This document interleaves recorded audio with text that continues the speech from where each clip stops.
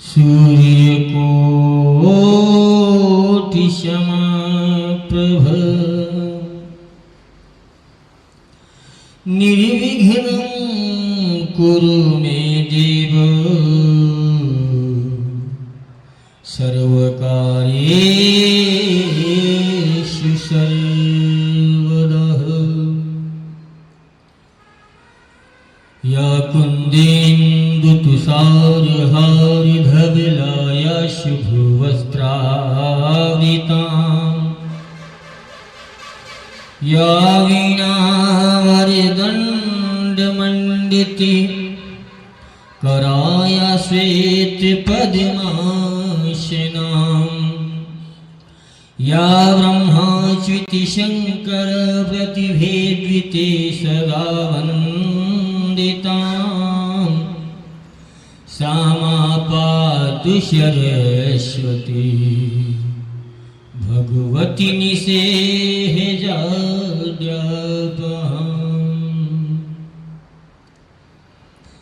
कर्पूरी गौरमे करुणावतारं संसारसारं भुजगेन्द्रहारं सदा वसन्तं हृदयारविन्दे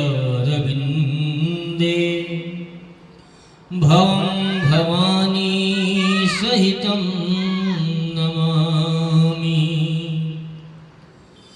ओ सर्वमंगल मांगल शिवे सर्वार्थ साधिके शरणे त्र्यंबके गौरी मा नारायणी नमोस्तुते। जयंती मंगला काली भद्रकाली कपालिनी दुर्गा क्षमा शिवा धात्री स्वाहा स्वधा नमोस्तुते।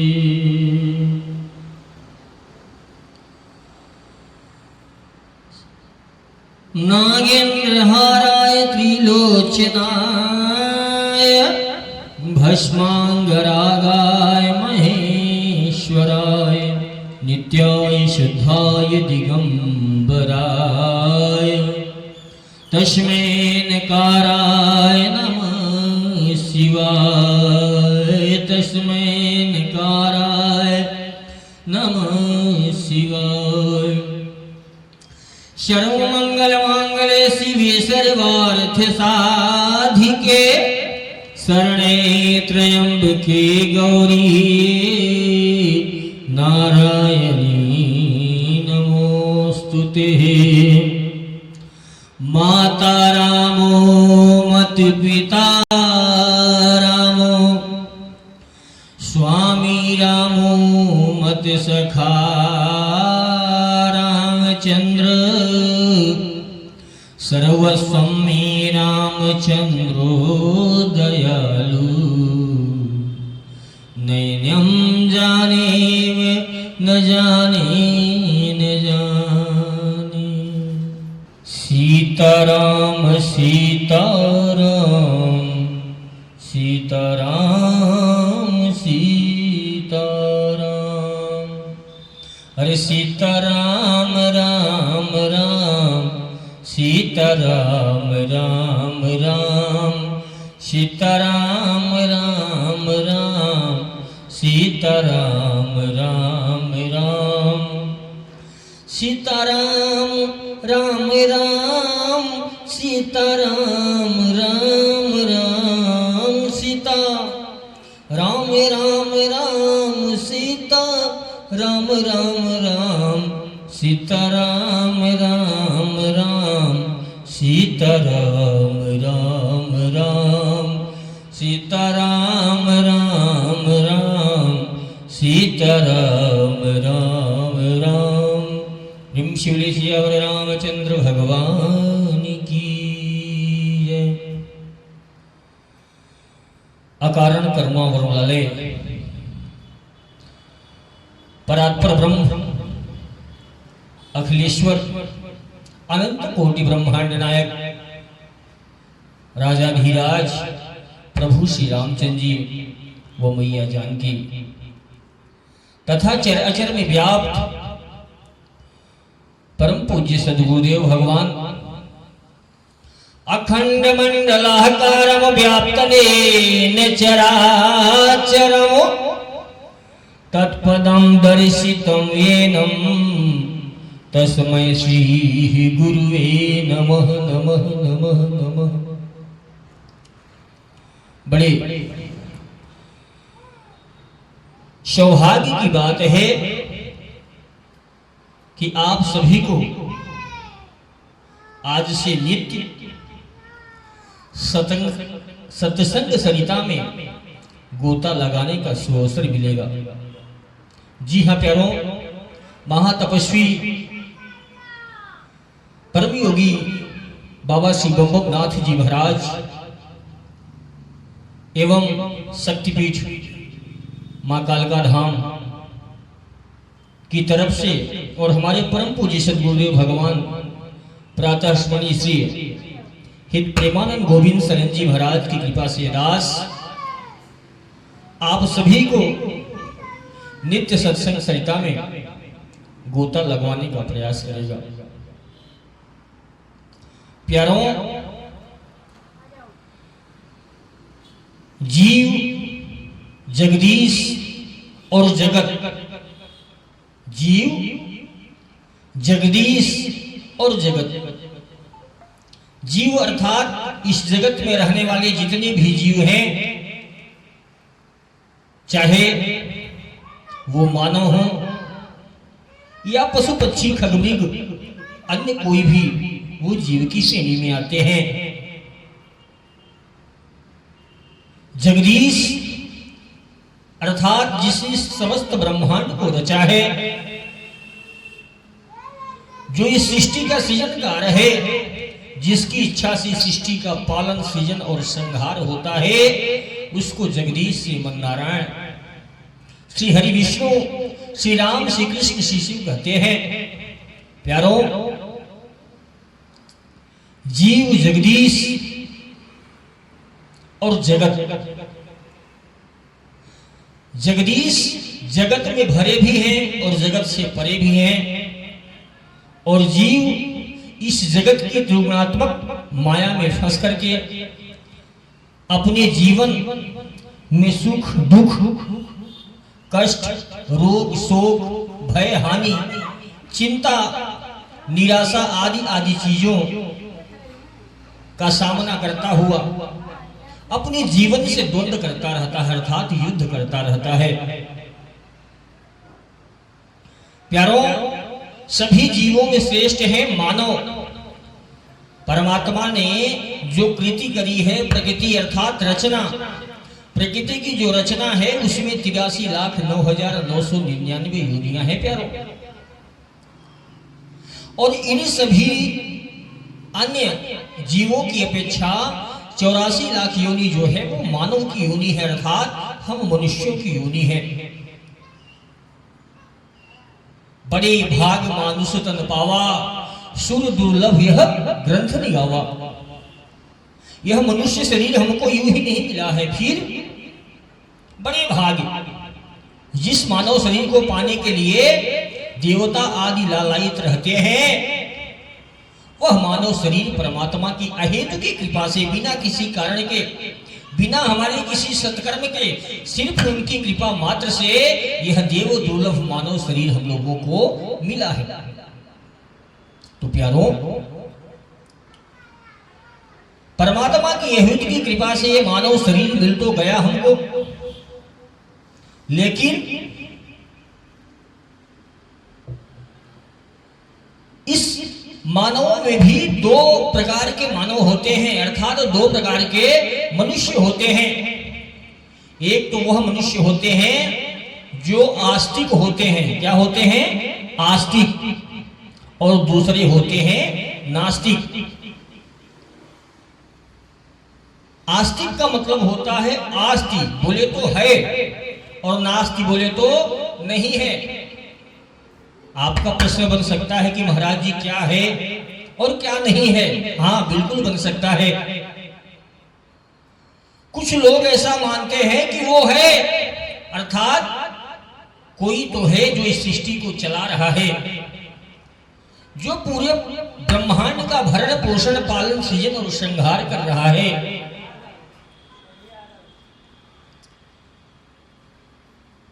और दूसरे वो हैं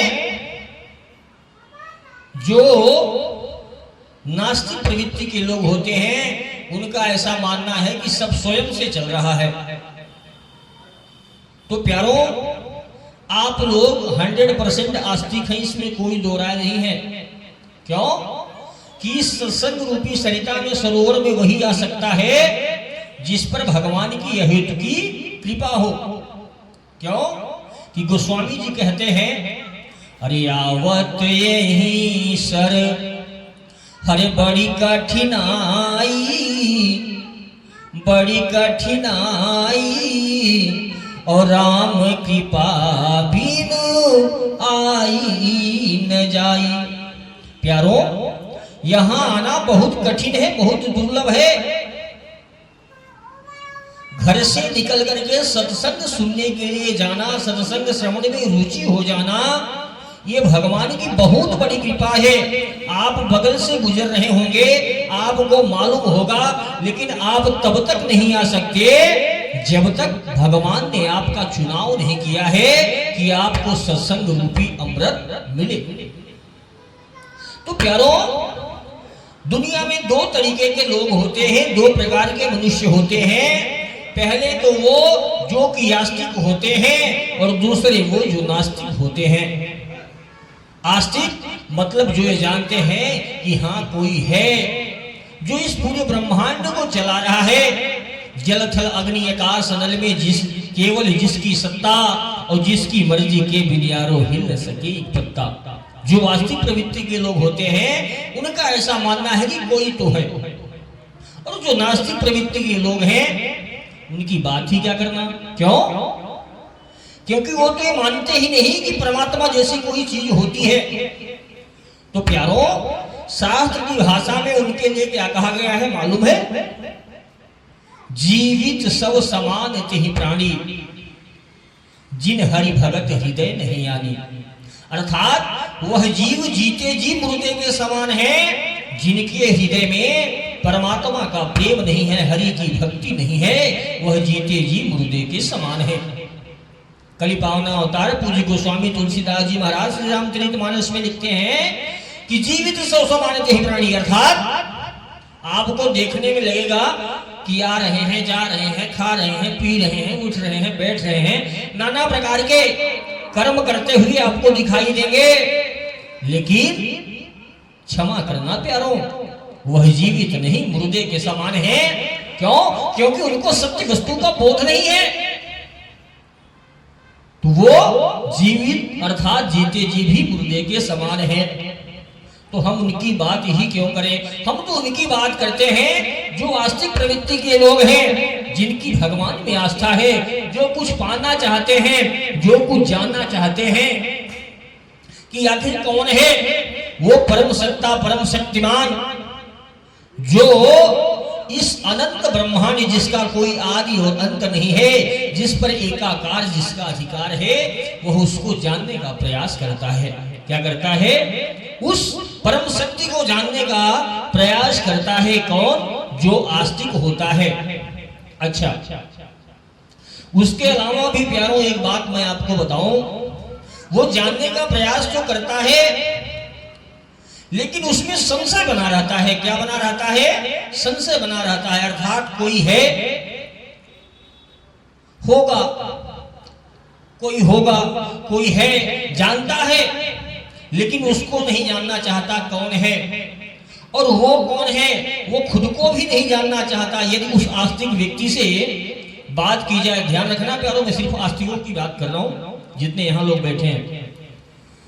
आस्तिक लोग जो ऐसा मानते हैं कि भगवान होते हैं, वो क्या करते हैं, वो भगवान के मंदिरों में जाना प्रारंभ करते हैं, भगवान की पूजा पाठ आदि कीर्तन करना प्रारंभ करते हैं। क्यों? क्योंकि वो ऐसा जानते हैं कि हाँ कोई है जो इस ब्रह्मांड को चला रहा है, इस संसार को चला रहा है, जिसका एकाकार अधिकार है पूरे अनंत ब्रह्मांड पर। वो वास्तविक लोग क्या करते हैं, हमारी जो आस्था के केंद्र हैं अर्थात मंदिर, मठ, धर्मशाला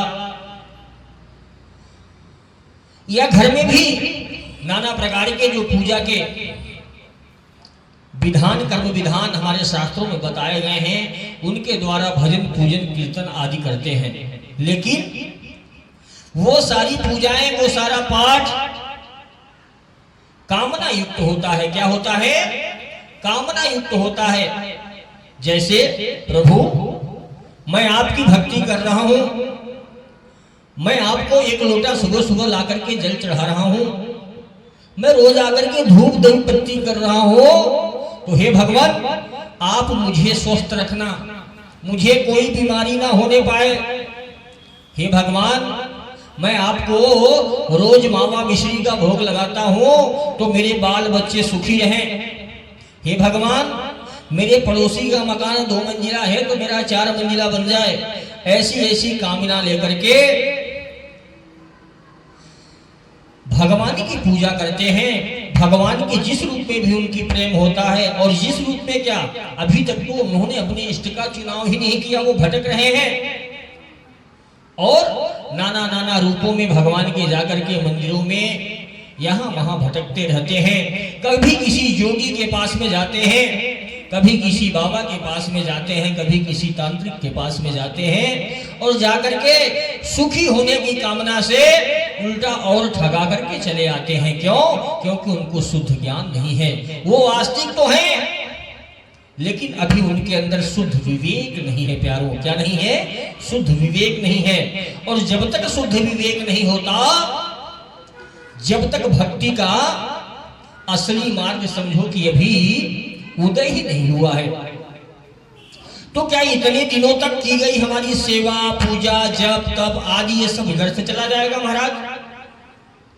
क्या हम जो मंदिरों में जाते थे, दान धर्म आदि करते थे, ये सब व्यर्थ से चला जाएगा? नहीं, व्यर्थ नहीं जाएगा।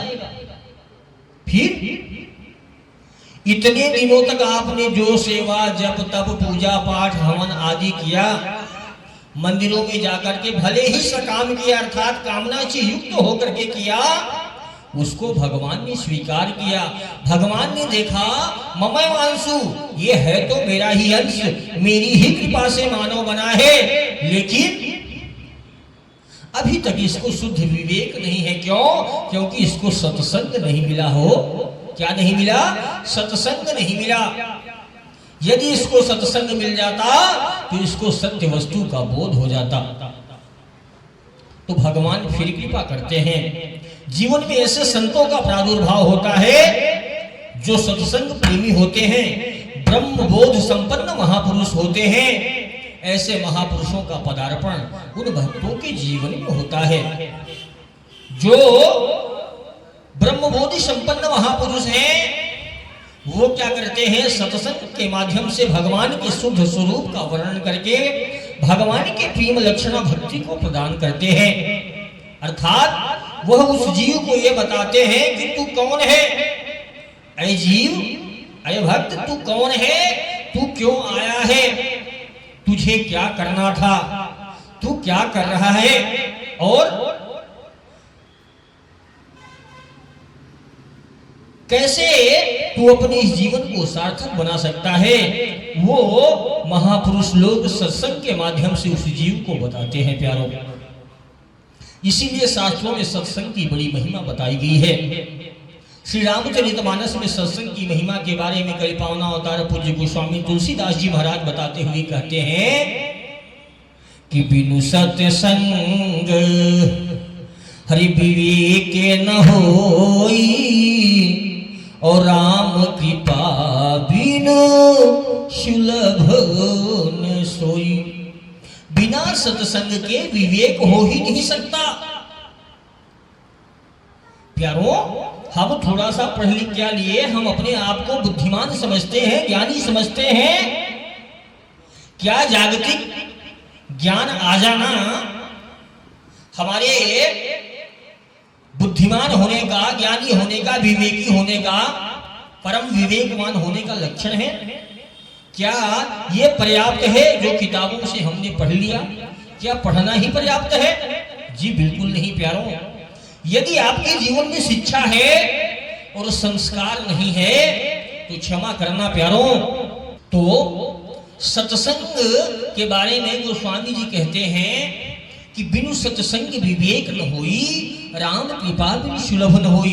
प्यारों, आपने देखा होगा पहले के जमाने में लोग गुरुकुल में जाते थे। कहाँ जाते थे? गुरुकुल में जाते थे। क्यों? क्योंकि वहां शिक्षा के साथ साथ संस्कार सिखाया जाता था। क्या सिखाया जाता था?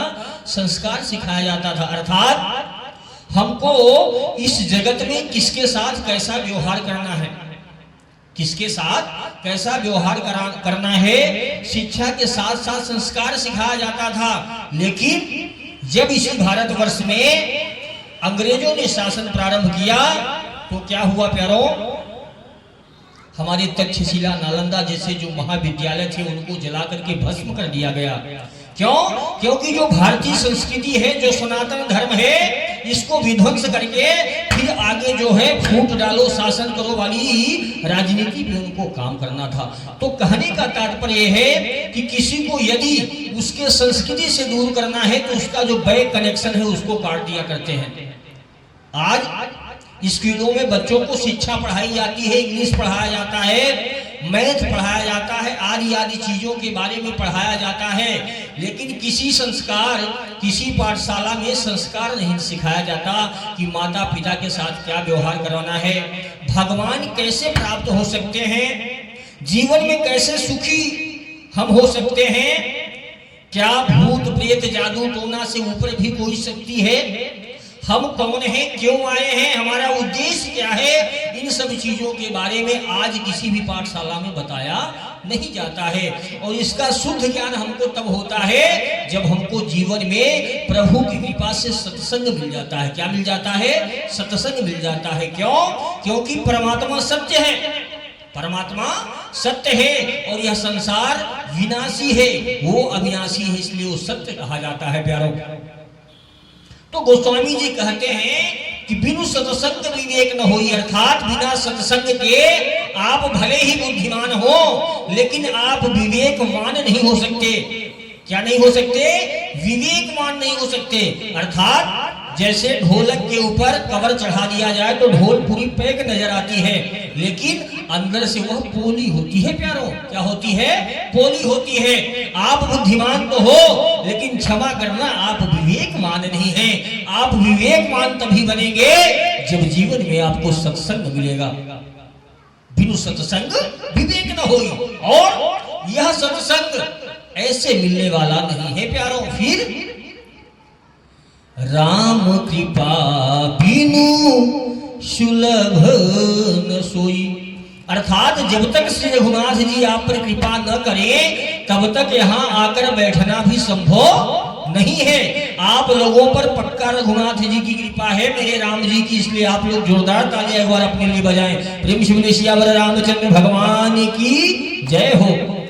प्यारों, यहाँ तक आना ही बहुत बड़ी बात है। यहाँ आ गए तो इस बात की पुष्टि है, यदि जीवन में आपको सत्संग मिल गया तो समझ लेना है कि हमारा आखिरी जन्म है। आखिरी कौन सा जन्म है? आखिरी जन्म है प्यारों। मंदिर जाना, धूप बत्ती जलाना, किसी कामना से भगवान को याद कर लेना, ये विशुद्ध भक्ति नहीं है।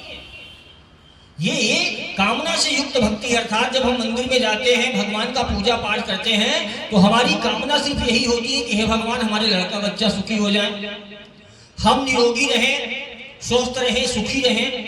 क्या ऐसा संभव है प्यारों? भगवान शंकर कहते हैं कि जान बूझ के संग्रह करई उमा कहो यह कसन मरई, अर्थात अग्नि में दाहिका शक्ति होती है। अग्नि में क्या होती है? दाहिका शक्ति होती है, उसमें जलन होती है। आप अग्नि को यदि प्यार से छुओगे तो भी जल जाओगे, प्यार से छुओगे तो भी जल जाओगे, गुस्से से छुओगे तो भी जल जाओगे। अग्नि का काम है वो आपको जला देगी। इसी प्रकार से हमारे जो कर्म होते हैं, क्या होते हैं? कर्म। इंसान सुखी होना चाहता है, क्या होना चाहता है? सुखी होना चाहता है। सुखी होने के लिए वह नाना प्रकार के पापा कर्म करता है और जाकर के भगवान को 2.25 किलो 5 किलो लड्डू चढ़ा करके कान पकड़ लेता है कि भगवान जो किया क्षमा कर देना। भगवान घूसखोर है? भगवान रिश्वतखोर है? नहीं भैया। जिस प्रकार से अग्नि का स्वभाव है कि उसमें दाहिका शक्ति है, वो आपको जला देगी, उसी प्रकार से जीवन में यदि आपने कोई गलत कार्य किया है तो उसका कर्म आपको ही भोगना पड़ेगा। कोई आपको बचाने वाला त्रिभुवन में नहीं है। अवश्य में वो भोक्तव्यम कृतम कर्म शुभाशुभम। आपने जो भी कर्म किया है वो आपको ही भोगना पड़ेगा। हम लोग क्या सोचते हैं, कुछ पैसे दे करके, ये भैया लौकिक पुलिस नहीं है थाने वाली कि आप जाएंगे कुछ रिश्वत दे करके किसी भी प्रकार से अपने आप को बचा लेंगे। यदि आपने यहाँ पाप छिपा लिया तो समझ जाना बहुत बड़ा पाप हो गया, ब्याज सहित मिलने वाला है। यदि आप गलत नहीं करेंगे तो त्रिभुवन में यहां से लेकर के ब्रह्मलोक तक की बात कर रहा हूं मैं, कोई आपको दंड देने वाला नहीं है। आपके कर्म ही आपको दंड देते हैं। रामचरितमानस में गोस्वामी तुलसीदास जी महाराज, पूज्यपाद गोस्वामी तुलसीदास जी महाराज लिखते हैं, जब वो श्री रामचंद्र जी पेड़ के नीचे, कुश के आसन के नीचे सो रहे होते हैं तो उनके मन में संशय होता है। क्या होता है? संदेह होता है कि कैकेयी मैया ने देखो इतने सुंदर राजकुमार जो कि बढ़िया मखमल के गद्दे पर सोने वाले थे, उनको निकाल दिया और आज ये दुख भोग रहे हैं।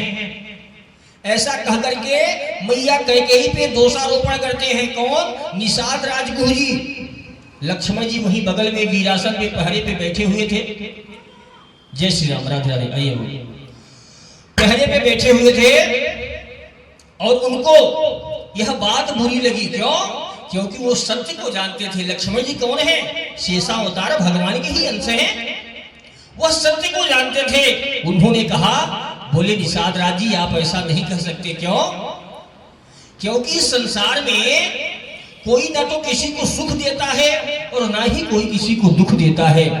अर्थात केहू न काहू सुख दुख करदाता और निज कृत कर्म भोग सब भ्राता। कोई ना तो किसी को सुख देता है ना किसी को दुख देता है, वह सिर्फ और सिर्फ अपने कर्मों से सुख और दुख पाता रहता है और वो सोचता है कि मैं निरंतर सुखी रहूं, सुखी रहूं, सुखी रहूं। लेकिन प्यारों, ये तभी संभव होगा जब आप जीवन में सत्कर्म करेंगे, सिर्फ और सिर्फ सत्कर्म करेंगे। भगवान रिश्वतखोर नहीं है। नहीं चले इनके घर रिश्वत, नहीं चले चालाकी, इनकी अपनी लेन देन की रीत बड़ी है बाकी। भैया, मेरे मालिक के दरबार में सब लोगों का खाता, ये सब जानते हैं। आपके मन के भीतर बैठ करके ही आपके एक प्रवृत्तियों का चिंतन करते हैं, उसको नोटिस करते रहते हैं।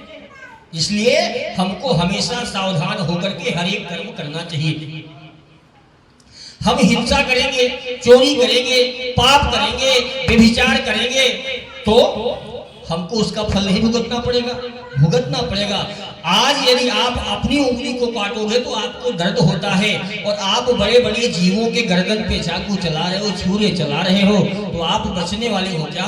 नहीं बचने वाले हो। अवश्य भोगना पड़ेगा। ये विधान है, कर्म विधान है। अवश्य में भोक्तव्यम कृतम कर्म शुभाशुभम। तो कैसे बचे महाराज? क्या कोई उपाय है? अनजाने में हमसे बहुत सारे पाप हो गए, क्या अब कोई उपाय है हम बच सकते हैं? हाँ है, अभी भी एक मौका है। परमात्मा ने आपको जब यहाँ ला करके बिठा दिया, आपने सदगुरु की सन्निधिता स्वीकार कर ली, तो वो भगवान द्वारा कही गई बातों को बताते हैं। भगवान ने जीव से, जगदीश ने जो वादा किया है उसके बारे में बताते हैं। क्या? अहम त्वाम सर्व पापेभ्यम मोक्षयिष्यामि मा शुच। तू डर मत, तू बस मेरी शरण में आ जा। सर्वधर्मान परित्यज्य मामेकम शरणं व्रज। सभी धर्मों का परित्याग करके तू सिर्फ मेरी शरण में आ जा। ये भगवान श्री कृष्ण के वचन हैं। और अहम त्वाम सर्व पापेभ्यम मोक्षयिष्यामि मा शुच। मैं अभी तक, लेकिन उसी एक शर्त है। हम लोग सोचें कि हमने जो पाप किया सो किया, अब आज के बाद आगे नहीं बनेगा। जितने पाप हो गए भगवान भूल से हो गए, लेकिन मैं आज आपको ये वचन देकर के जा रहा हूं कि आज के बाद हमसे कोई पाप नहीं बनेगा। तो भगवान क्या करेंगे? ठीक है, कोटि विप्रबध अर्थात करोड़ों ब्राह्मण की हत्या तो कभी करनी नहीं चाहिए, लेकिन अगर मान लो अज्ञानवश हो गई है किसी कारणवश, करोड़ों ब्राह्मणों का भी कोई हत्यारा हो, कोटि विप्रबध लागहि जाहू आये शरण तजहु नहीं ताहू। लेकिन ये तभी लागू होगा प्यारों जब आपको इस बात का बोध न रहा हो कि ब्राह्मण की हत्या करने से पाप लगता है। यदि आपको ये मालूम था कि हाँ ब्राह्मण की हत्या करने से महान पाप लगता है और आपने जाकर के उसकी हत्या करनी और फिर जाकर के भगवान से माफी मांगेंगे तो आपको क्षमा मिलने वाली नहीं है। अनजाने में जो पाप हुए हैं अर्थात अब तक हमको नहीं मालूम था, क्यों? क्योंकि हमारे अंदर विवेक नहीं था। हम काम क्रोध लोभ मोह मद मत्सर में फंसे हुए थे, हमारे अंदर शुद्ध विवेक नहीं था, हम फंसे हुए थे इस कीचड़ में। ये संसार क्या है? माया रूपी कीचड़ है। इस कीचड़ में हम फंसे थे क्योंकि हमको जीवन में सद्गुरु का अभी तक सामना नहीं हुआ था। और सद्गुरु ने जब मिलकर के इस दुनिया की सच्चाई के बारे में हमको बताया, काम क्रोध मद मोह लोभ मत्सर के बारे में बताया, तो हमारे अंदर शुद्ध विवेक जागृत हो गया और हमने भगवान को ये वचन दिया कि प्रभु अब ले नसानी पर अब ना नसई हो। हे भगवान, मैं जान गया हूँ आज मैं दुखी हूँ या मैं सुखी हूँ तो उसका ये कारण मेरे कर्म है। क्या है? मेरे कर्म है। मैं आपको वचन देता हूँ कि आज तक जितने भी मुझसे कर्म बने हैं मैं आपके श्री चरणों में समर्पित करता हूँ। प्रभु, आप तो बड़े बड़े पापियों को ताड़ने वाले हैं, मैं भी आपका ही अंश हूँ, आपका ही बच्चा हूँ। और आज के बाद मैं आपको वचन देता हूँ कि आज के बाद मैं कोई ऐसा काम नहीं करूंगा जो कि शास्त्र विरुद्ध होगा, अर्थात दूसरों को दुख देने वाला होगा। गोस्वामी जी वेद व्यास जी ने 18 पुराण लिखे। कितने पुराण लिखे? 18 पुराण। अष्टादश पुराणेषु व्यासस्य वचनम द्वयम्। 10 अष्टादश बोले तो 10 और 8 18 पुराण का निचोड़ बताया है। इतने बड़े बड़े पुराण हैं, महापुराण हैं, उन पुराणों का निचोड़ है क्या? अष्टादश पुराणेषु व्यासस्य वचनम द्वयम् परोपकारः पुण्याय पापाय परपीडनम्। अर्थात किसी को दुख देना सबसे बड़ा पाप है, किसी को दुख देना सबसे बड़ा पाप है और किसी को सुख देना सबसे बड़ा पुण्य है। हम पुण्य करने के लिए बड़े बड़े भंडारे करवाते हैं, करवाते कि नहीं करवाते लोग वहां कि भैया मैं भंडारा करवाने जा रहा हूं, मुझे सहयोग दे दो, ये कर दो वो कर दो। लेकिन उसी भंडारे में यदि कोई कुत्ता आकर के जूठी पत्तल खाने लगे तो आप इतना बड़ा डंडा लेकर के उसको भगाते हो। क्यों? क्योंकि आपके अंदर दया नहीं है। आपने 50,000 लोगों का भोजन बनवा रखा है। कितने लोगों का? 50,000 लोगों का। क्या 50 कुत्तों का भोजन नहीं बनवा सकते हो? बनवा सकते हो, लेकिन आपके अंदर विवेक नहीं है। ये विवेक कहाँ मिलेगा? ये सत्संग शाला में मिलेगा, जहां आपको संस्कार सिखाया जाता है। अष्टादश पुराणेषु व्यासस्य वचनम द्वयम् परोपकारः पुण्याय पापाय परपीडनम्। 18 पुराण का निचोड़ व्यास जी ने 2 शब्दों में लिखा। क्या?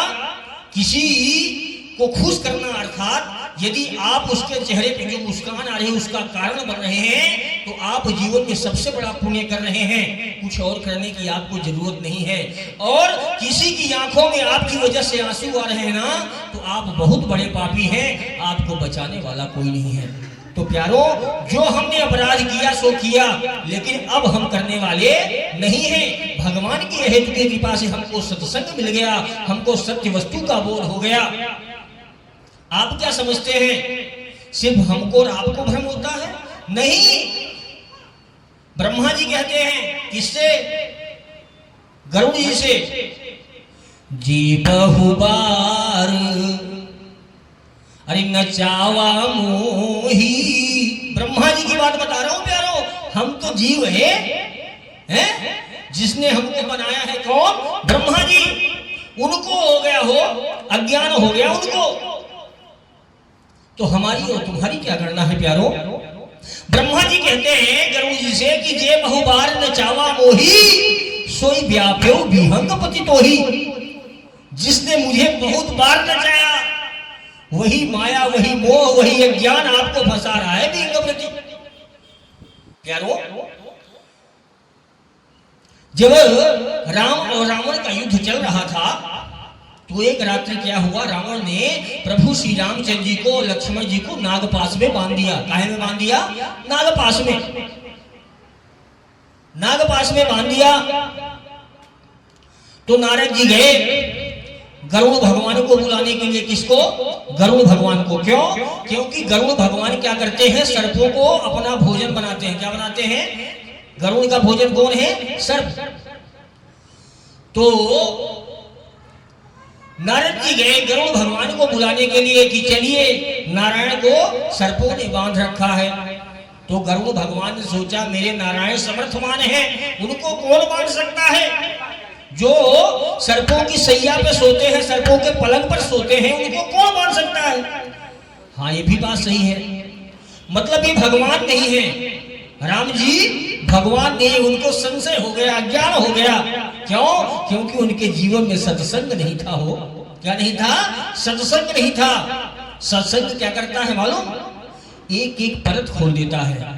जैसे आपने चेहरे पे तिलक लगा रखा है, क्रीम लगा रखा है, पाउडर लगा रखा है, यह यदि देखना है, इसको सुधारना है तो आपको आईना देखना पड़ेगा प्यारों। क्या देखना पड़ेगा? आईना। और हमारे भीतर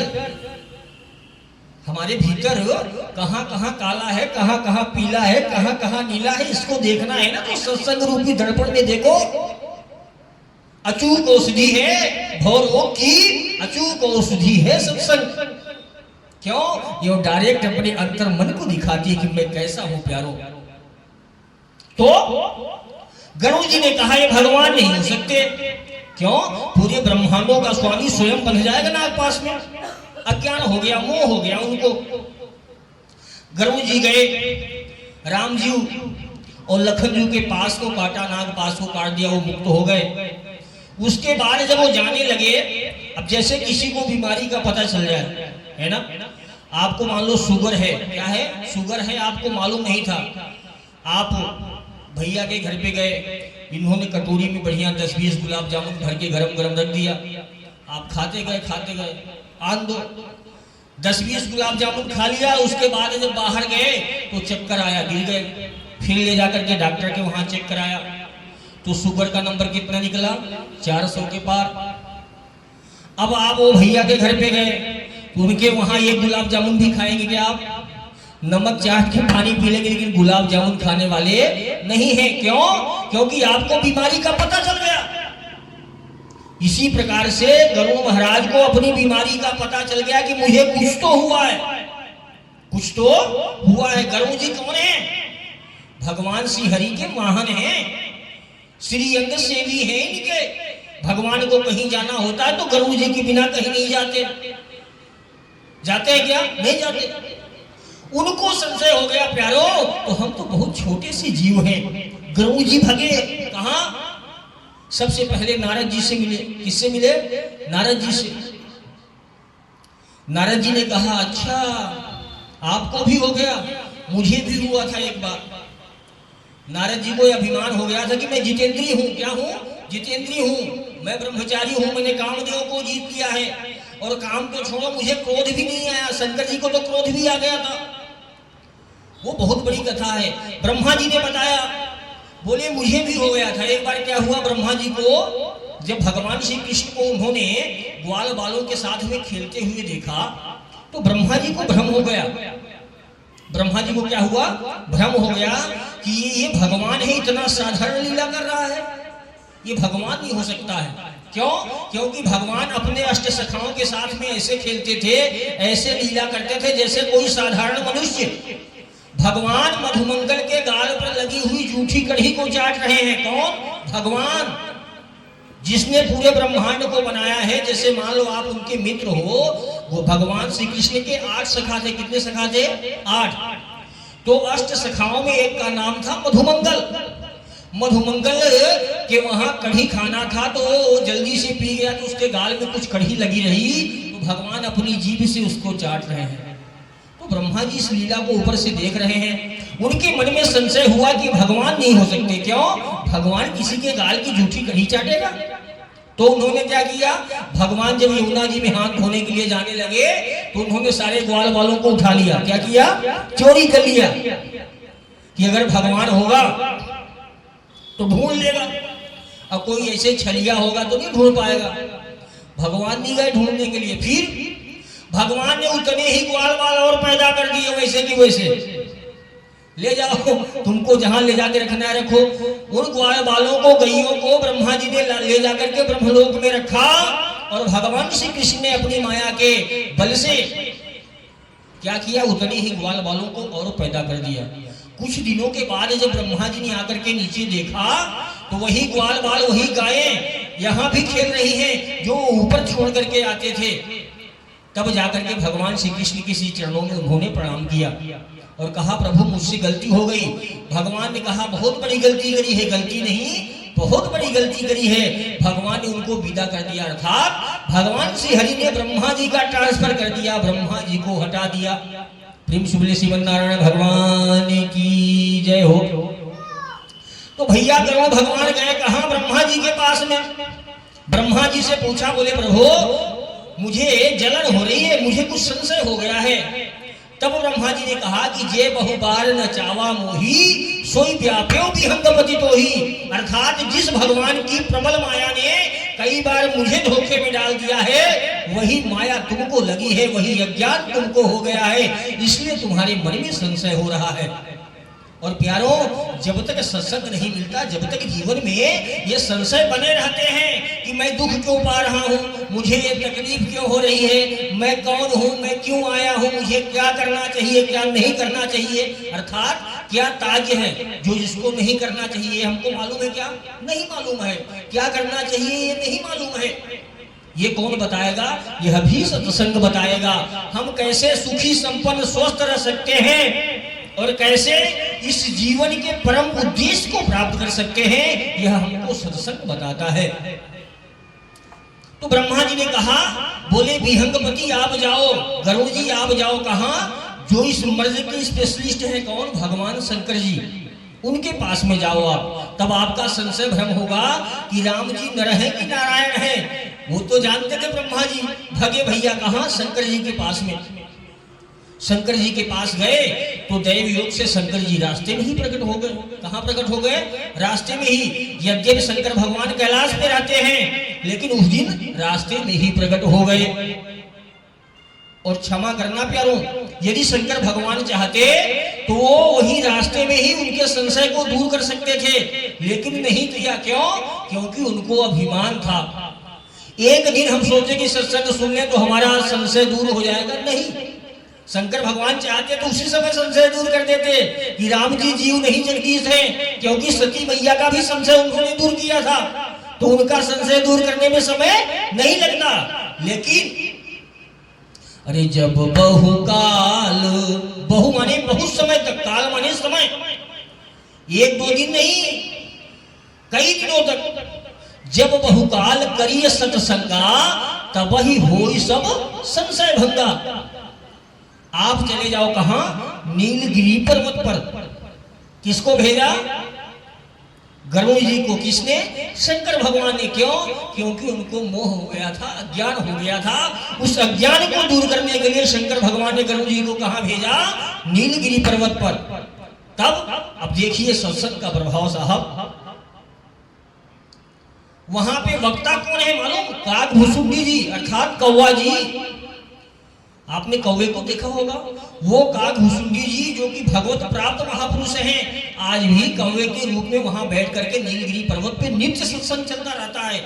और सत्संग के प्रभाव से क्या हुआ महाराज, जब गरुड़ भगवान वहां पहुंचे, अंदर प्रवेश नहीं किया। जैसे आश्रम है, आश्रम के बगल से कोई गुजर रहा है, यहाँ नित्य सत्संग चलेगा तो देखना प्रभाव यहाँ का।